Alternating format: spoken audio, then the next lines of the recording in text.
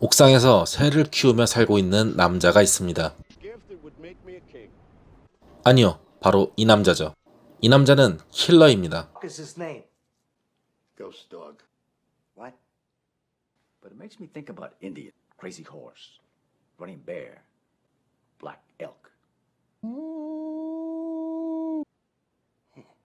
킬러 고스트독의 하루는 이렇습니다. 명상을 하고 무술을 연마하고 도구와 무기를 점검하고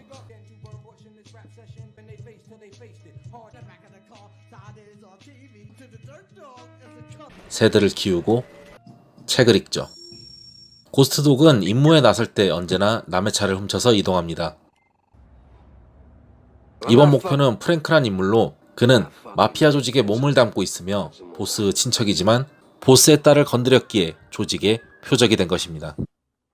고스트독의 임무는 프랭크를 죽이고 보스의 딸을 돌려보내는 것. What do you want? You want my Rolex?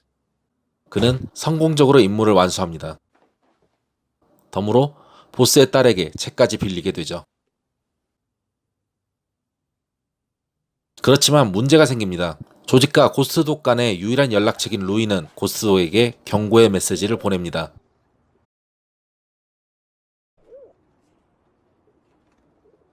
보스 앞에 끌려간 루이에게 보스의 오른팔인 써니는 고스트독을 죽여야 한다고 설득합니다.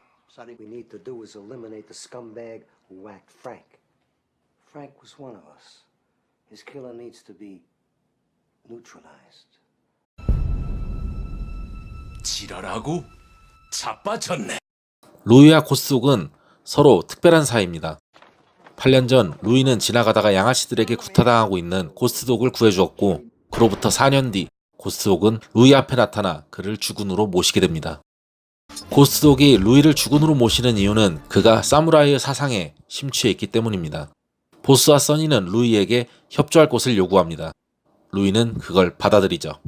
고스트독도 집에만 있는 것은 아닙니다. 세모이를 사러 외출을 하기도 하고 공원에서 아이스크림을 먹고 근육빵빵한 개와 눈싸움을 벌이기도 하고 처음 만난 소녀 펄린에게 보스 딸에게 빌린 책을 빌려주기도 합니다. 펄린이 친구가 없어 보인다고 하자 고스트독은 자신도 친구가 있다며 아이스크림 장소에게로 데려갑니다.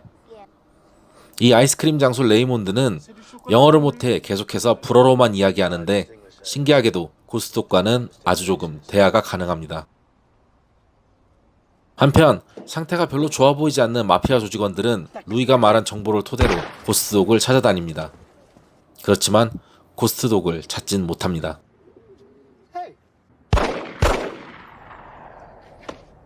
고스트독은 루이와 비밀 잠수소에서 접선합니다.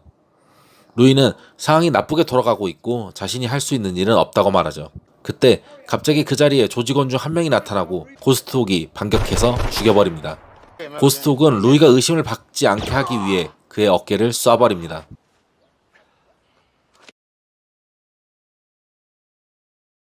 집에 돌아온 고스트독은 자신의 새들이 마피아 조직원들의 손에 모두 죽어있는 것을 발견합니다. 그는 복수를 위해서 준비를 합니다.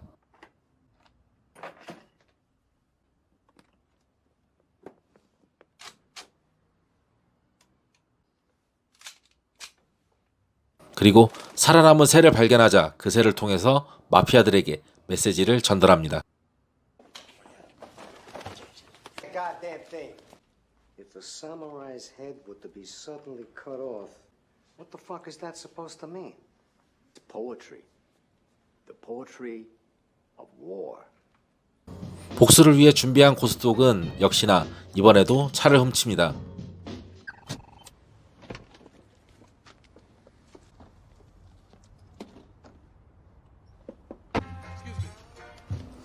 다른 점이 있다면 이번엔 옷을 훔치고 차 번호판까지 훔친다는 거죠. 마피아들의 아지트에 도착한 고스트독은 저격을 위한 준비를 합니다. 마침 보스가 도착하고 절여의 기회가 왔지만 총구 위쪽에 새가 앉아 저격의 기회를 놓치고 맙니다. 그러나 근성의 고스트독은 바로 플랜 B로 넘어가죠. 플랜 B는 정문으로 들어가는 것. 안으로 들어간 고스트독은 공인중개사 행세를 합니다. 그리고 기회를 보다 돌변하여 마피아들을 쓸어버립니다.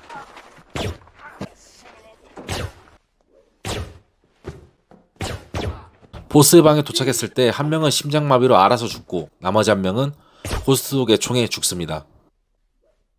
그리고 방에서 보스 딸과 다시 마주치죠. 방을 나온 고스트독은 루이를 만납니다. 그는 의심을 벗겨준다는 명목으로 루이의 팔을 또 쏴버리죠. I'm your retainer. Besides, I don't want to put too many holes in you. 집으로 돌아가던 고스트독은 길에서 곰 사냥꾼들을 만납니다. 묘한 긴장감이 흐르는 순간 고스트독은 사냥꾼들을 죽여버립니다.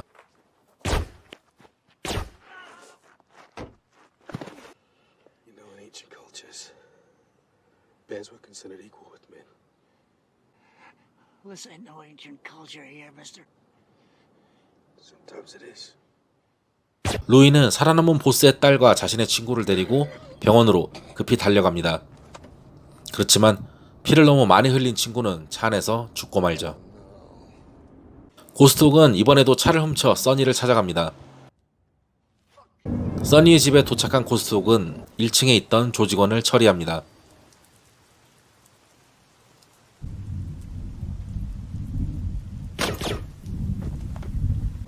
그리고 차고로 들어간 다음 써니를 저격할 준비를 하죠.